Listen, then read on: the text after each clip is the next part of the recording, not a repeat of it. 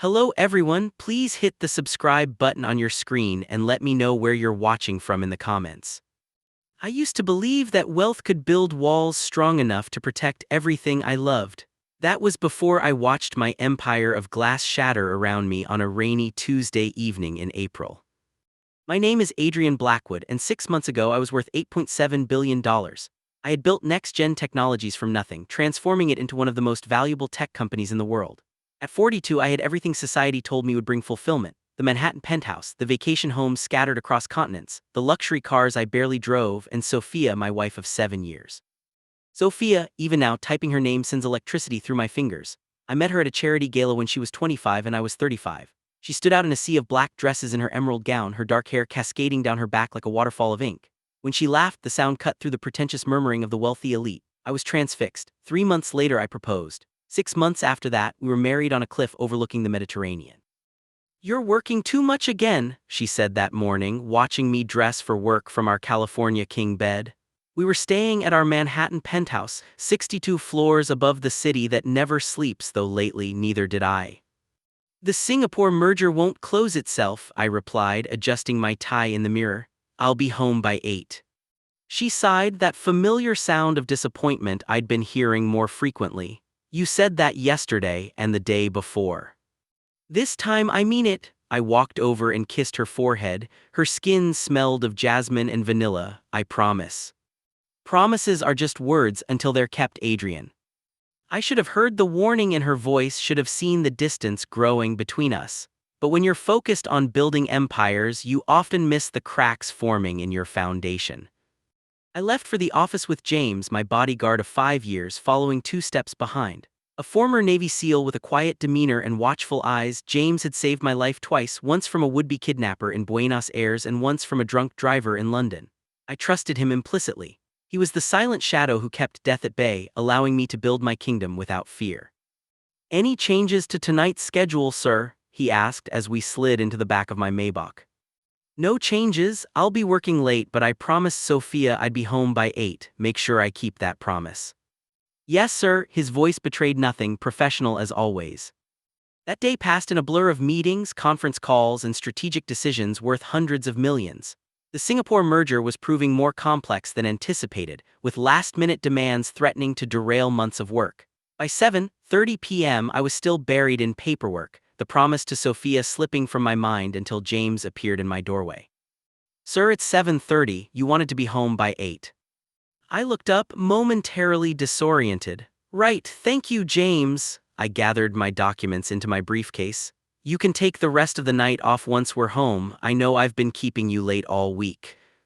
"Thank you, sir." Was there a flicker of something in his eyes? Guilt? Anticipation? At the time, I thought nothing of it. The rain had started when we left the office, a gentle spring shower that painted the city streets in reflections of neon and headlights. Traffic was unusually light and we arrived at my building by 7:50. I felt a small surge of satisfaction that I would keep my promise to Sophia for once. "Good night, James," I said as the elevator doors opened to my private foyer. "I'll see you tomorrow at 7. "Good night, sir," he nodded, his face as impassive as ever as the doors closed between us. The penthouse was quiet when I entered, the lights dimmed. I loosened my tie, set down my briefcase and called out, "Sophia, I'm home." No answer. I checked the kitchen, the living room, the library, empty. Perhaps she'd gone out, frustrated by my constant late nights. As I approached our bedroom, I heard it, a sound so ordinary yet so devastating in context. Laughter. Sophia's laughter, followed by a deeper chuckle I recognized immediately. Time seemed to slow as I pushed open the door. The scene before me burned into my retinas like a photographer's flash. Tangled sheets, discarded clothes, Sophia's naked body intertwined with another's, James, my bodyguard, the man I had trusted with my life. They didn't notice me at first. I stood frozen, a statue witnessing its own destruction. When Sophia finally saw me, her expression shifted from pleasure to shock to something else, something that looked unnervingly like relief. "Adrian," she didn't cover herself, didn't scramble to explain. Instead, she sat up slowly, her eyes never leaving mine. "You're home early." "I'm home exactly when I promised," I said, my voice unnaturally calm. the calm before a tsunami before devastation. James had moved quickly, pulling on his pants, his face flushed with more than just exertion. "Sir, I held up my hand, silencing him. "Get out." He hesitated, looking at Sophia as if for guidance. That single glance told me everything. This wasn't their first time. This was an affair with its own history, its own language of looks and touches. "Get out!" The roar tore from my throat, a primal sound I didn't recognize as my own. James grabbed his shirt and shoes and moved past me, his head bowed. I didn't watch him leave. My eyes remained fixed on my wife, who sat calmly in our bed, our marriage bed, watching me with a clinical detachment that was somehow worse than any display of guilt would have been. "How long?" I asked when we were alone. "Does it matter?" "How long?" Each word was a bullet. 6 months. She reached for her silk robe, slipping it on with graceful movements. "Though emotionally, I've been alone much longer." The words hit me like physical blows. 6 months, half a year of lies, of betrayal, while I built my empire, oblivious to the rot at its center. Why? The question was pathetic, desperate. I hated how weak it made me sound. Sophia stood, tying her robe at her waist. In the dim light of our bedroom, with her hair mussed and her lips still swollen from another man's kisses, she looked like a stranger. "Because he sees me, Adrian. He's present when he's with me. Do you have any idea what it's like to be married to a ghost, to compete with spreadsheets and conference calls for attention?" Her voice rose, the first crack in her composed facade. "When was the last time you touched me, really touched me, without checking your phone first? When was the last time you made me feel wanted, needed, like more than just another acquisition in your portfolio?" I opened my mouth to protest, to defend myself, but the words died on my tongue because I couldn't remember. I couldn't remember the last time I'd put her first, the last time I'd made love to her without my mind wandering to work, the last time I'd truly seen her. "You've never satisfied me," she continued, each word a knife twisting in my gut. "Not emotionally, not physically, not in any way that matters. I was a trophy to you, Adrian, a beautiful object to display at galas and fundraisers, then ignore when the cameras weren't rolling." I stumbled backward, my shoulder hitting the doorframe. Her words stripped away my billions, my achievements, my very identity, leaving me naked and broken in a way I'd never experienced. "I want a divorce," she said simply. "I've already spoken with my lawyer." In that moment, as the rain lashed against our floor-to-ceiling windows and the city lights blurred through my tears, I felt something inside me break. Not just my heart, but something deeper, more fundamental, my understanding of reality itself.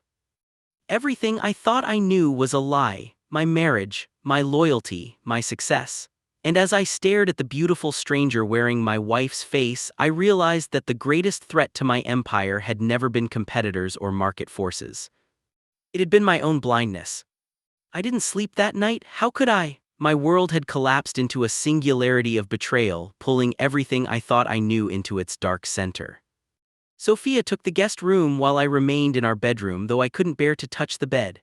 Instead, I sat in the leather armchair by the window, watching lightning flash across the Manhattan skyline as if the sky itself was mirroring my internal devastation. Rain pelted against glass, the sound like tiny bullets against my consciousness. "You've never satisfied me." Her words played on repeat in my mind, each iteration cutting deeper than the last. By morning my eyes were bloodshot, my body numb. I heard Sophia moving around the penthouse, the familiar sound of her heels against marble, the gentle click of her suitcase locks. She was packing, leaving. Part of me wanted to beg her to stay, to promise I would change, become the husband she needed. But pride, that deadly sin that had built my empire and apparently destroyed my marriage, kept me frozen in place. When she appeared in the doorway, she looked immaculate as always. Tailored black dress, pearl earrings, my gift on our 5th anniversary, hair pulled back in a sleek ponytail. Only the slight redness around her eyes betrayed any emotion. "My lawyer will contact yours," she said, her voice steady. "I'm not after your money, Adrian, I just want out." I looked up at her, this woman I had loved, still loved despite everything. Was any of it real us? She paused, her perfect composure faltering for just a moment. "In the beginning, before Next Gen became your mistress and I became your afterthought." She adjusted her grip on her suitcase. "I'm staying at the pier until I find an apartment." With him, the question burned my throat. "That's not your concern anymore." And then she was gone, the elevator doors closing behind her with finality. I sat motionless for another hour trying to process what my life had become. Then, with mechanical movements, I showered, dressed, and called my driver, not James, never James again, to take me to the office. Work had always been my sanctuary, my religion. Surely it would save me now. I was wrong. The moment I walked into Next Gen's headquarters, I knew something was off. The receptionist's eyes widened when she saw me, conversations hushed as I passed. By the time I reached my office, my assistant Janet was waiting, her face pale. "Sir, I've been trying to call you. There's been a situation." "What situation?" My voice sounded hollow, distant. She handed me her tablet. On the screen was a financial news site with the headline, "Trouble in Paradise, NEXGN CEO's wife caught in affair with security detail."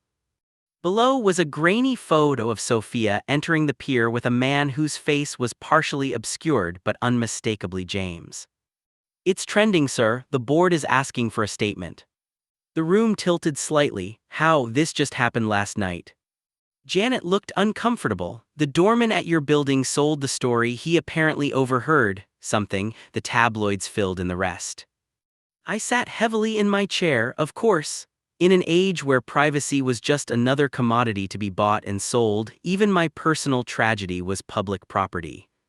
"The Singapore deal?" I asked, already knowing the answer. "They're getting cold feet," Mr. Chen called this morning, expressing concerns about leadership stability. 6 months of work, a billion-dollar merger, potentially derailed because my wife had decided I was an insufficient husband. "Get me Chen on the phone and call an emergency board meeting for this afternoon."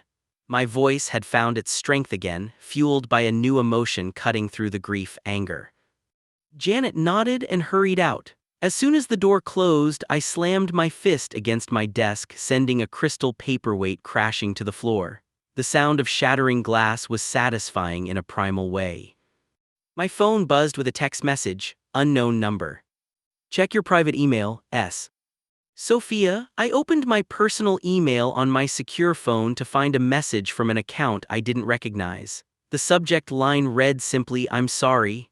There was no text in the body, just an attachment, a video file. My hand shook as I pressed play. It was security footage from my own penthouse, our bedroom. The timestamp showed 2 days earlier when I had been in Tokyo. The footage showed Sophia and James entering the room, their bodies pressed together in urgent passion. As they fell onto the bed, my bed, Sophia looked directly at the hidden camera, a small smile playing on her lips before James began removing her clothes. I closed the video, bile rising in my throat. She had wanted me to see this, had deliberately recorded their betrayal in our marital bed, knowing I would eventually discover it. The calculated cruelty of it staggered me. Another text appeared, "Now you know how it feels to be ignored, to be an afterthought." In that moment, something inside me, something already cracked, shattered completely. The Adrian Blackwood who had built Next Gen from nothing, who had believed in love and loyalty and the power of hard work, died. In his place emerged someone colder, harder, focused on one thing only, survival. I deleted the video, blocked the number, and buzzed for Janet. "Cancel the board meeting," I said when she appeared. "Instead, schedule a press conference for 5 p.m. today and get me Richard Frost on the phone." "Your divorce attorney," she looked surprised. "Not anymore, now he's my wartime consigliere." The hours that followed were a blur of strategy sessions. Richard arrived with his team, grim-faced and efficient. We outlined a multi-pronged approach, handling the press, securing the Singapore merger, and most importantly, ensuring Sophia wouldn't walk away with a penny of what I'd built. "She claims she doesn't want your money," Richard said, reviewing my prenuptial agreement. "They all say that," I replied, "until they don't." By late afternoon, I had a script for the press conference, reassurances for the board, and a preliminary divorce strategy that would make Machiavelli proud. But as I stood before the mirror in my private bathroom, straightening my tie for the cameras, a text from an unknown number, a different one, appeared on my phone. "You think this is rock bottom, Adrian? You haven't seen anything yet, Jay." James, the man I had trusted with my life, was now threatening it, or at least the life I had known. I stared at my reflection, at the stranger with hollow eyes and a mouth set in a grim line. "Bring it on," I whispered to the empty room. I didn't realize then that some challenges once accepted can never be taken back. That some wounds once inflicted change not just your path but your very nature. The press conference awaited. The Singapore merger hung in the balance. My reputation, personal and professional, teetered on the edge of destruction. But the true devastation had only just begun. The cameras flashed like strobe lights as I stepped behind the podium. Dozens of reporters leaned forward in anticipation, digital recorders extended like weapons. The vultures had come to feast on what remained of my dignity. "Thank you all for coming on such short notice," I began, my voice steadier than I felt.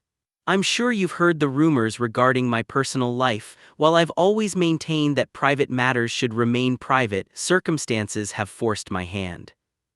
I paused, scanning the hungry faces before me. In the back row, I spotted her, Sophia, wearing oversized sunglasses, her hair pulled back severely, our eyes locked across the crowded room. She hadn't expected this. Good.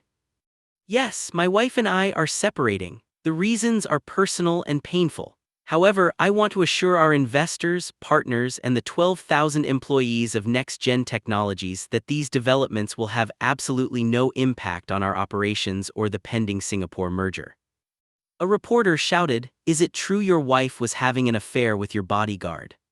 The room hushed. This was the moment they'd all been waiting for. Would the billionaire break down? Would he lash out? Would he deny the obvious? I smiled thinly. I believe in focusing on the future, not dwelling on the past. NextGen has always been about innovation and forward thinking. That philosophy extends to my personal life as well. Another reporter, "Have you fired the bodyguard in question?" "Personnel changes are routine in any organization," I replied smoothly. "Now, regarding the Singapore merger." "Mr. Blackwood," a young reporter stood, "sources claim you've been working 100-hour weeks for months. Do you think your devotion to your company cost you your marriage?" The question hit like a physical blow. I gripped the podium edges, knuckles whitening. From the back of the room, Sophia removed her sunglasses, waiting for my response. "Success," I said slowly, "requires sacrifice. Sometimes we don't realize what we're sacrificing until it's gone. But let me be clear, NextGen is not just a company to me, it's my legacy, and I will do whatever it takes to protect it." I looked directly at Sophia as I delivered those last words. A promise, a threat. She held my gaze for a moment before slipping out the side door. The rest of the press conference proceeded according to script. I announced record quarterly earnings, previewed upcoming product launches, and reassured everyone that NextGen remained as strong as ever. By the end, the narrative had shifted from billionaire cuckold to focused leader overcoming personal adversity. Richard's media team had earned their exorbitant fees. Back in my office, I collapsed into my chair, emotionally drained but grimly satisfied. The first battle had been won. "Impressive performance," came a voice from the doorway. I looked up to see Chen Wei, the Singaporean tech magnate whose company we were acquiring. He wasn't supposed to be in New York until next week. "Chen," I stood quickly, extending my hand, "this is unexpected." I thought it best to assess the situation personally. His handshake was firm, his expression unreadable. When a captain faces a storm, you learn much about his character by watching him navigate. "And your assessment?" He smiled slightly. "We proceed with the merger, but with amended terms." The negotiation that followed was brutal. Chen sensed weakness and exploited it ruthlessly. By the time we finished 3 hours later, NextGen would still acquire his company, but at a premium of 15% above our original offer, nearly $300 million in additional costs. The price of betrayal quantified. As Chen left, my phone buzzed with an email notification from my private investigator, the one I'd hired the moment Sophia walked out. I'd instructed him to dig into both her activities and James's background. The subject line read, "Urgent FINDINGS review immediately." The attachment contained financial records showing a series of transfers from an offshore account to James over the past 8 months, payments starting 2 months before his affair with Sophia began. The amounts were substantial, $50,000 per month, with a recent increase to $75,000. Someone had been paying my bodyguard, and it wasn't me. The second document was even more disturbing. surveillance photos of James meeting with Alexei Volkov, a Russian tech entrepreneur and my chief competitor in Eastern European markets. A man who had publicly stated that Blackwood's success is built on stolen innovations. My mind raced. This wasn't just an affair, this was espionage, corporate sabotage. Sophia and James weren't just lovers, they were conspirators. I called Richard immediately. I need you back here, now, and bring your best digital forensics people. While waiting, I ordered a complete security sweep of my offices and penthouse.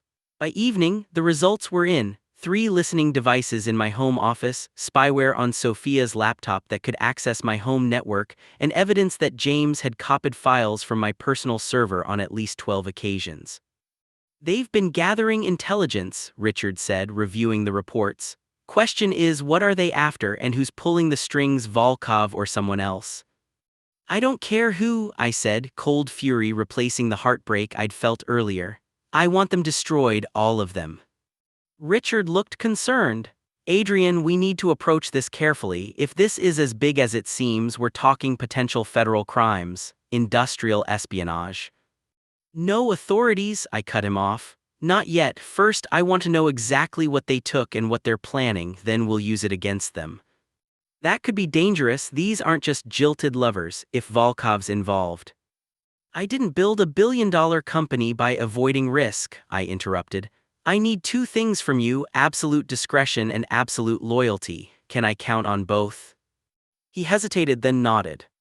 That night, alone in my penthouse, now swept clean of surveillance devices, I reviewed everything I knew. The betrayal had metamorphosed from personal to professional, from devastating to dangerous. Sophia hadn't just broken my heart, she'd violated my trust on every level imaginable. As I poured a third scotch, my secure phone, the one only 5 people had the number to, rang. Hello, Adrian, Sophia's voice, soft and familiar. I saw you on TV today. You always did know how to work a room. What do you want? My voice was ice. To warn you, you're starting a game you don't understand. I understand perfectly. You and James working for Volkov, industrial espionage. Federal prison carries a minimum 15-year sentence, Sophia. Her laugh was genuine, amused. Oh, Adrian, you think you're so clever finding the breadcrumbs we left for you to follow. James isn't working for Volkov. The evidence is exactly what we wanted your investigators to find. She paused. You're looking in the wrong direction, darling. This was never about stealing your company's secrets. Then what was it about? It's about you, Adrian. It's always been about you. The line went dead. I stared at the phone, my mind racing. What did she mean? If industrial espionage wasn't the goal, what was? What could possibly be worth the elaborate deception, the months of betrayal? The answer came in the early hours of the morning as I dozed fitfully on my office couch. My private phone buzzed with a text message containing a single image, a photograph I'd never seen before. It showed a younger me, perhaps 10 years ago, shaking hands with a man whose face I'd tried to forget. In the background, barely visible, was a building I recognized from my nightmares. The text below the image read, "Now you remember why I had to do it. He was my brother, S."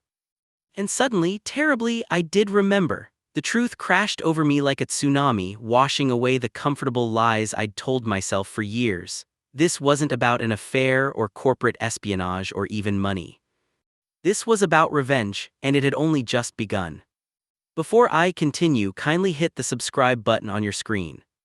Some truths are like time bombs planted in the foundations of our lives.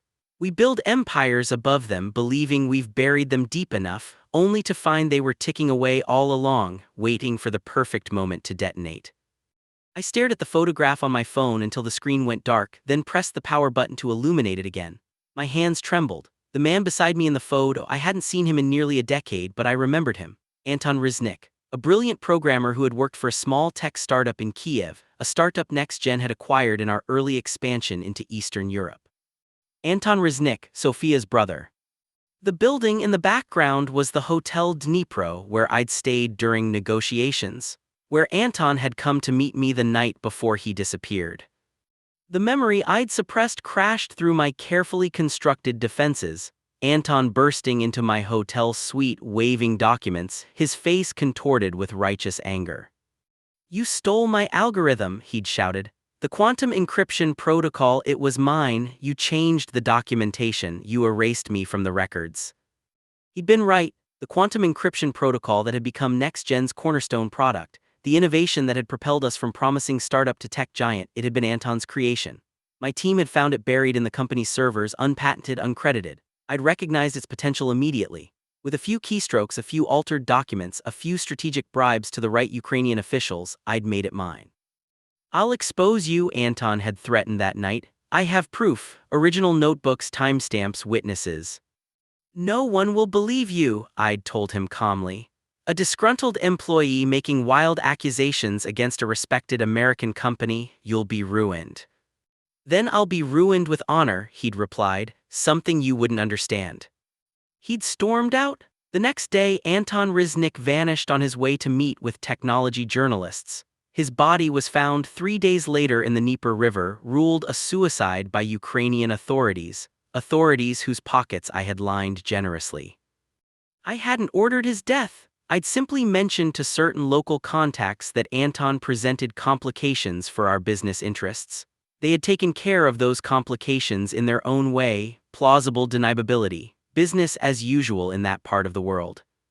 I never asked questions, I never looked back. The quantum encryption protocol made next-gen billions, and Anton Riznik became a ghost I refused to acknowledge. Until now. My phone rang, startling me from my trance. Private number. "You remember him now, don't you?" Sophia's voice was different, harder, her slight accent more pronounced than I'd ever noticed before. "Your brother." My mouth was dry. "You never told me." "I never told you my real name either. It's not Sophia. It's Sonia Riznik." She paused. "You didn't do your due diligence, Adrian, too captivated by a pretty face to wonder why a young Ukrainian woman would be so interested in a tech billionaire 20 years her senior." The room seemed to tilt. 10 years, I corrected automatically. I'm only 10 years older. Her laugh was bitter, even now. "Your ego needs to control the narrative. Fine, 10 years. Does that make you feel better about stealing my brother's life's work, about having him killed when he threatened to expose you?" "I didn't," I stopped. Denials were pointless. "I never ordered his death." "You might as well have pushed him into the river yourself," she hissed. Anton was brilliant, idealistic. He believed in creating technology to protect people's privacy, their security. You stole that vision and perverted it, selling his encryption to the highest bidders, including governments that use it to oppress their people. I sank into my chair. "What do you want, Sonia? Money, public confession, my destruction?"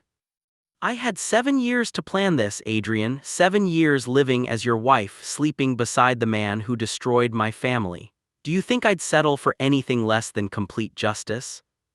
"The affair with James was the beginning, not the end." Her voice grew clinical. "James was easy to recruit. You never noticed how much he resented you, the casual disrespect, the demanding hours, treating him like furniture rather than a person. Men like you never see the people beneath you as fully human." I thought of James, always in the background, always watching. How many times had I changed plans without consulting him, demanded his presence at all hours, treated his time as worthless compared to mine? "The video of us together was just to hurt you," she continued. "To let you feel a fraction of the betrayal Anton felt, but the real plan is much more elegant." "What plan?" My voice was barely a whisper. "Check your email, Adrian, the board already has their copy." With dread pooling in my stomach, I opened my laptop and found a new message from an anonymous account. The subject line read simply, "NEXGEN's true origin." Attached were dozens of files, Anton's original notes on the quantum encryption protocol, time-stamped emails between us that I thought had been deleted, audio recordings of our meetings, financial records of payments to Ukrainian officials. Most damning was a video file. I clicked play with numb fingers. It showed me in that Kiev hotel room, my younger face twisted with contempt as I threatened Anton. "If you pursue this, I will destroy you," my recorded self said coldly. "One call from me and you'll never work in tech again, not in Europe, not anywhere. Accidents happen to people who make trouble, Anton, especially in this part of the world." The video ended. I sat in silence, staring at the frozen image of my face. a face I barely recognized, consumed by ambition and moral bankruptcy. How I finally managed. Anton wasn't just brilliant with encryption, Sonia replied.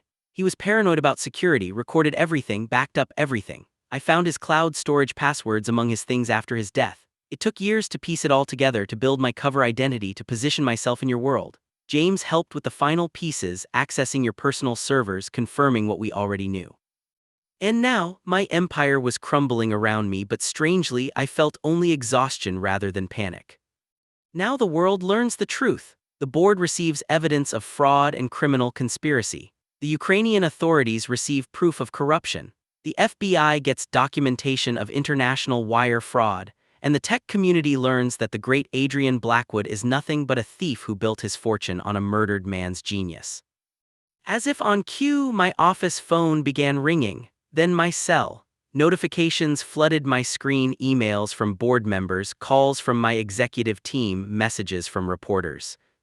Why tell me this? I asked Sonia. Why not just let it all crash down without warning?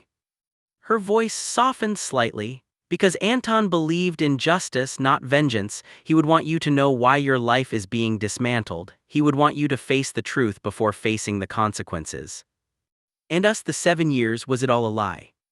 There was a long pause. Not all of it, she finally said. There were moments, but they don't matter now. Goodbye, Adrian. The line went dead as my office door burst open. Janet stood there, face pale. Sir, the board is demanding an emergency meeting. The SEC has just announced an investigation, and there are federal agents in the lobby asking to speak with you. I looked out my window at the Manhattan skyline, at the empire I had built on a foundation of lies. The time bomb had finally detonated. Tell them I'll be right down, I said quietly. There's nowhere left to run. There's a peculiar silence that descends when your life implodes, a muffled quality to reality, as if you're experiencing everything from behind thick glass. As I was escorted from Next Gen Tower by FBI agents, their hands firm but not rough on my elbows, that silence enveloped me.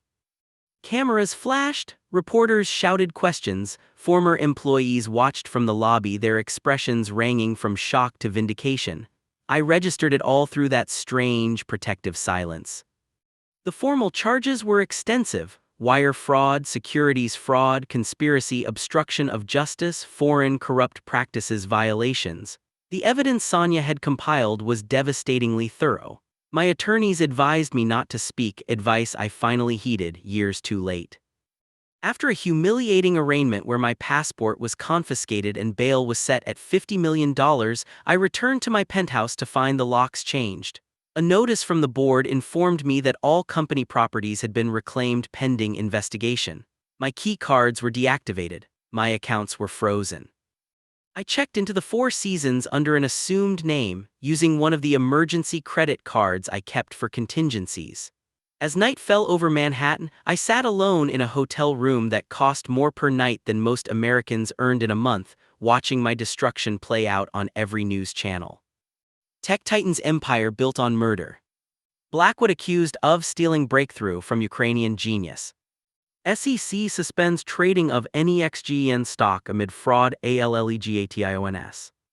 My phone buzzed constantly with messages from former friends and associates, most distancing themselves from the toxic fallout of my disgrace. The board had already appointed an interim CEO. The Singapore merger was officially dead. NextGen stock had plummeted 68% before trading was halted. In 24 hours, I had lost approximately $7.2 billion in personal wealth. Yet strangely, the money wasn't what haunted me as I stared out at the glittering city. It was Anton's face in that hotel room, his passionate belief in his work, his refusal to be silenced. It was Sonia's voice, "You never see the people beneath you as fully human."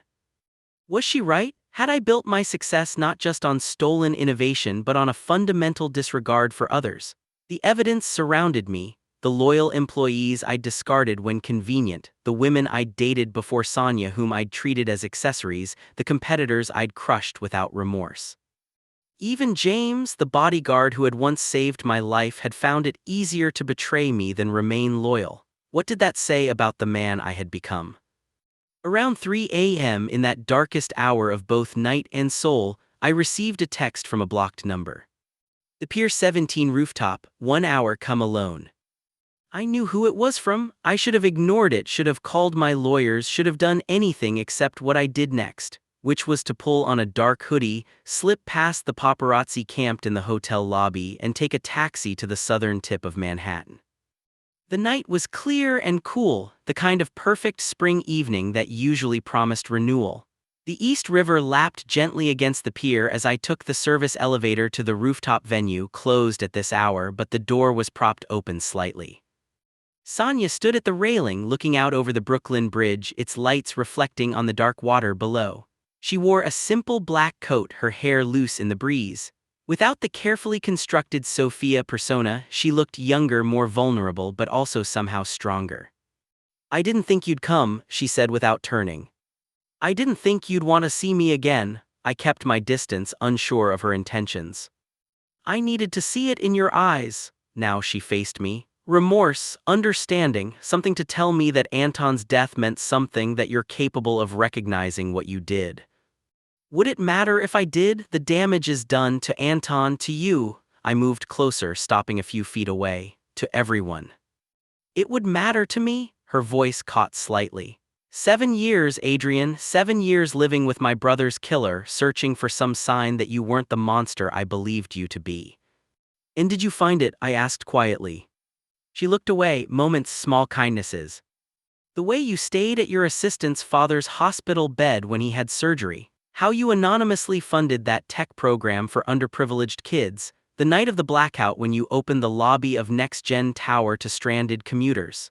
She wiped a tear. "It would have been easier if you were simply evil." The realization hit me with physical force. "You loved me, despite everything. At some point you actually loved me." "I hated myself for it," she whispered. "Every moment of happiness felt like a betrayal of Anton." We stood in silence, the weight of what might have been hanging between us. "What happens now?" I finally asked. "You've won, my company, my reputation, my freedom. It's all gone or going. Is your revenge complete?" "This was never about revenge, Adrian. It was about justice, about truth." She reached into her coat and pulled out a small device. "This is the only copy of Anton's original algorithm, the complete version, not the partial one you stole and modified. It's more elegant, more secure, and it contains features you never discovered." I stared at the innocuous flash drive. "Why show me this?" "Because tomorrow I'm releasing it to the world as open source, free, available to everyone, the way Anton would have wanted." Her eyes held mine. "His work will protect people's privacy, their data, their lives, not make billions for governments and corporations." The irony wasn't lost on me. The innovation I had killed for, had built an empire upon, would now be given away freely. "You could have released this anytime. Why wait 7 years? Why the elaborate scheme?" I asked. "Because the algorithm alone wasn't enough. The world needed to know how Next Gen really began, how innovation is stolen and monetized, how lives are destroyed in the pursuit of billions." She stepped closer. "And I needed you to understand what Anton died for." Her proximity was intoxicating and terrifying. This woman who had dismantled my life with surgical precision, who had shared my bed for 7 years while planning my destruction, I still felt drawn to her. Perhaps more now in her authentic rage than ever before in her careful performance. "I understand now," I said softly. "Too late, but I understand." She reached up, her fingers brushing my cheek in a touch both tender and final. "It's never too late to choose a different path, Adrian." Then she pressed something cold and metallic into my hand. When I looked down, I recognized my own gun, the one I kept in a biometric safe at the penthouse. The one only 2 people had access to, myself and James. "He took it before everything fell apart," she explained. "He was afraid of what you might do when cornered." "And now you're giving it back. Why?" "Because I'm giving you a choice." Her eyes were steady on mine. "Face the consequences of your actions, or don't. That's more choice than Anton had." She stepped back, silhouetted against the city lights and the dark river beyond. "Goodbye, Adrian." As she walked away, the weight of the gun seemed to grow heavier in my palm. A way out, an escape from public humiliation, from prison, from the ruins of my life. One pull of the trigger and it would all be over. I looked out at the East River, its dark waters suddenly reminiscent of the Dnieper where Anton's body had been found. Was this Sonya's final revenge, driving me to the same end as her brother? Or was it, as she said, simply a choice she was offering me, the choice between accountability and escape? As dawn began to lighten the eastern sky, I made my decision. The weight of the gun pulled at my hand as dawn crept across the Manhattan skyline. One simple action could end everything: the humiliation, the legal battles ahead, the dismantling of my life piece by painful piece. I raised the weapon, feeling its cold certainty, the finality it offered. Then I hurled it into the East River. The splash was insignificant, swallowed by the gentle lapping of waves against the pier. But the decision felt monumental. For perhaps the first time in my adult life, I had chosen the harder path, facing consequences instead of escaping them. As I walked away from Pier 17, I called my attorney. "I want to plead guilty," I told him, ignoring his immediate protests. "No deals, no reduced charges. I'll provide testimony about everything, the Ukrainian officials I bribed, the documents I altered, all of it." "Adrian, you're looking at serious prison time. We could fight this." "I'm done fighting," I said quietly. "I'm ready to pay for what I've done." The headlines the next day were predictably savage. Blackwood confesses, tech billionaire admits fraud, corruption. NEXGEN founder PLEADS guilty to all charges. Fallen Titan, Blackwood faces up to 30 years. The sentencing hearing 2 months later was brief. I declined to make excuses or beg for leniency. Instead, I simply acknowledged the truth of my crimes and expressed remorse, not for getting caught, but for the lives I had damaged along the way. The judge sentenced me to 18 years in a federal penitentiary. Before they led me away, I noticed Sonya sitting in the back row of the courtroom. Our eyes met briefly. She gave an almost imperceptible nod, not forgiveness, but perhaps recognition of something she hadn't expected to see: accountability. Prison is a great equalizer. My first cell at the medium security facility in Pennsylvania measured 8 by 10 feet, roughly the size of the walk-in closet in my former penthouse. My cellmate was a former hedge fund manager who had defrauded pensioners. We were two men who had once commanded boardrooms, reduced to requesting permission to use the bathroom. I had expected resentment from other inmates, perhaps even violence. Instead, I found something more challenging: indifference. Here, I wasn't Adrian Blackwood, tech titan. I was just another white-collar criminal, unremarkable in my transgressions. The first year passed in a blur of monotony and rigid routine. I worked in the prison library, shelving books and helping other inmates with research for their appeals. At night, I lay awake thinking of Anton Riznik, of the brilliance that had died with him, of the corruption that had allowed me to profit from his murder. In my second year, I received an unexpected visitor. "You look different," Sonya said, studying me through the visitor room window. The prison jumpsuit hung loose on my frame. I'd lost 30 pounds since my incarceration.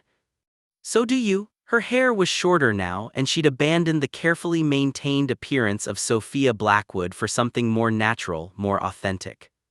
"I saw your testimony against the Ukrainian officials," she said.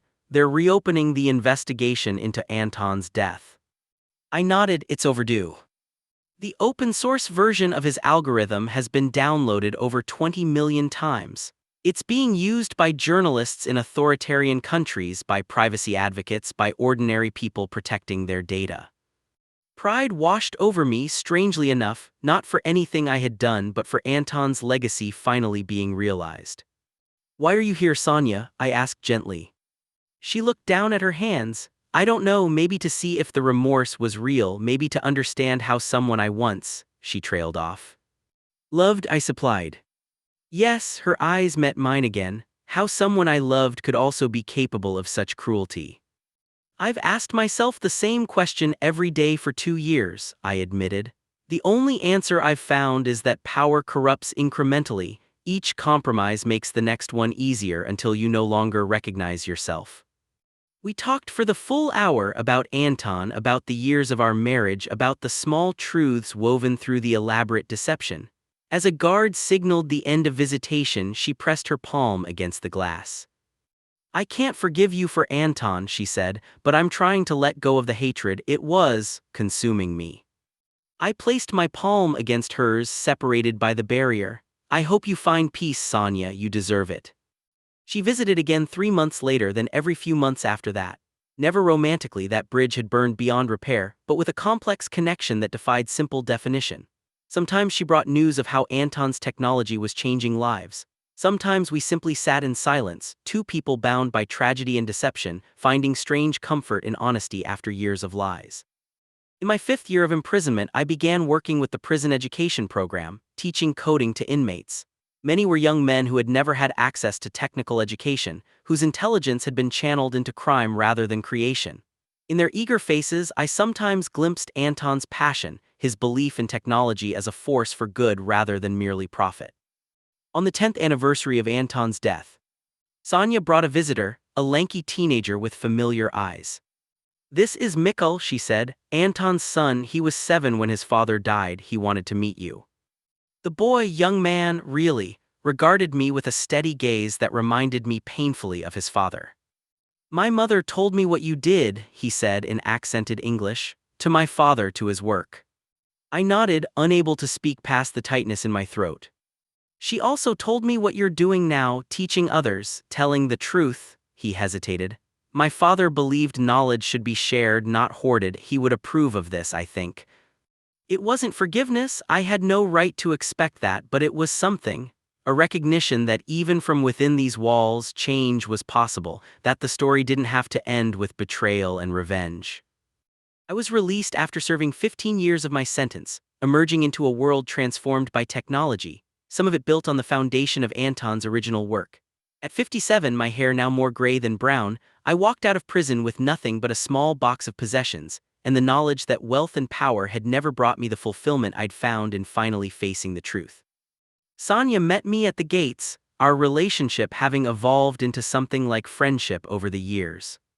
"What will you do now?" she asked as we walked toward her modest car. I looked up at the open sky, savoring the absence of walls and fences for the first time in a decade and a half. Try to balance the scales if that's even possible. Use whatever time I have left to create rather than destroy. She smiled slightly. Anton would say it's never too late to choose a different path. As we drove away from the prison, I realized the silence that had descended when my life imploded years ago had finally lifted. In its place was not the roar of success or the clamor of wealth, but something quieter and more valuable, the sound of a truth finally spoken, a debt being repaid, a life being rebuilt one honest choice at a time. Sonia had broken me, yes, but in that breaking, she had created the possibility of becoming whole in a way I never had been before, not as a billionaire, not as a titan of industry, but simply as a human being trying, finally, to do right. And in the end, that was worth more than all the empires I had lost. Thank you for following Adrian's journey from power to fall to redemption. What parts of his story resonated with you most? You believe anyone can truly change after causing such harm? I'd love to hear your thoughts in the comments below. If this story touched you, please subscribe to my channel for more tales that explore the complexities of human nature, the price of ambition, and the possibility of redemption even in our darkest moments. Until next time, remember that it's our choices, not our circumstances, that define who we truly are.